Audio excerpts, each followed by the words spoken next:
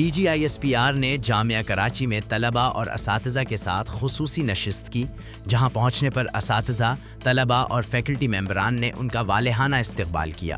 خصوصی نشست کے دوران اساتذہ اور طلباء نے اس عزم کا اظہار کیا کہ پاکستان کی عوام اور مسلح افواج قومی سلامتی کے خلاف کسی بھی خطرے کا متحد ہو کر مقابلہ کریں گے۔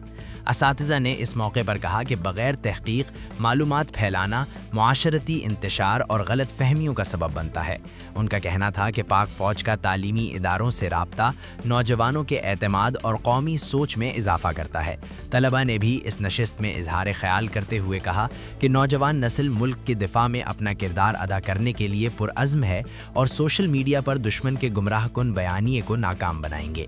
طلباء کا کہنا تھا کہ DGISPR کی جانب سے سوشل میڈیا پر مس انفارمیشن اور ڈس انفارمیشن مہمات سے آگاہی کے حوالے سے گفتگو انتہائی سیر حاصل رہی۔